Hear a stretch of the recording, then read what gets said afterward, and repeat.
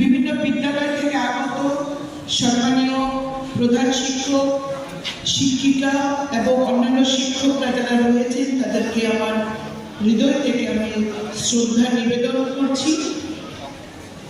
আমাদের মঞ্চে রয়েছে শ্রী বিদ্যালয়ের যিনি প্রধান শিক্ষক প্রিন্সিপাল মহোদয়, শ্রী পিনাকি দাস চৌধুরী মহোদয়, আমাদের জেলার প্রাত্যহিক জীবন থেকে শুরু করে প্রত্যেকটি ক্ষেত্রে বিজ্ঞান আমাদের সঙ্গে অঙ্গাঙ্গিভাবে জড়িত।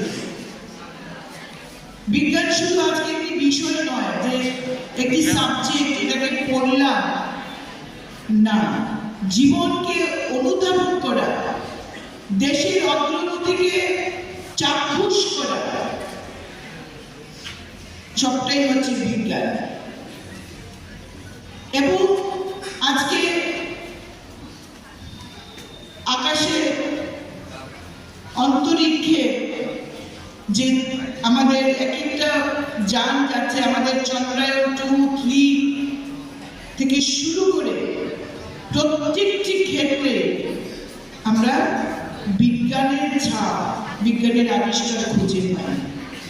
আমরা আগেই বুঝি সমুদ্রের কোথাও ঝড় হবে, আমরা আগেই আকাশের পূর্বাভাস জানি, আবহাওয়ার পূর্বাভাস জানি যে আগামী দিনে বৃষ্টি হবে কোথায়, কতটুকু বৃষ্টি হবে, কবে চন্দ্রগ্রহণ হবে, এই সবগুলো, কবে সূর্যগ্রহণ হবে, এই বিষয়গুলি আমরা আগে থেকেই জানতে পারি। কার জন্য?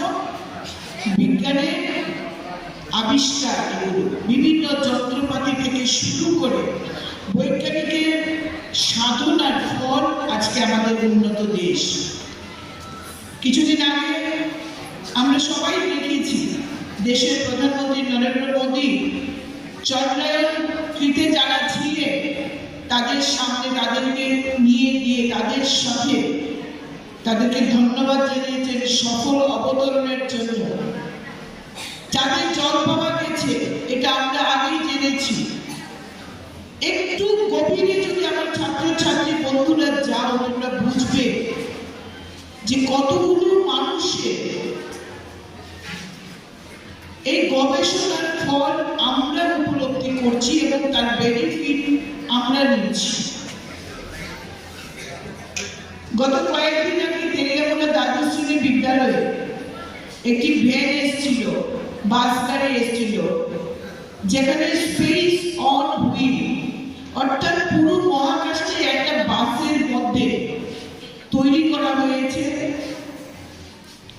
এবং সেই বাসটির মূল্য ছিল প্রায় 5 কোটি টাকা।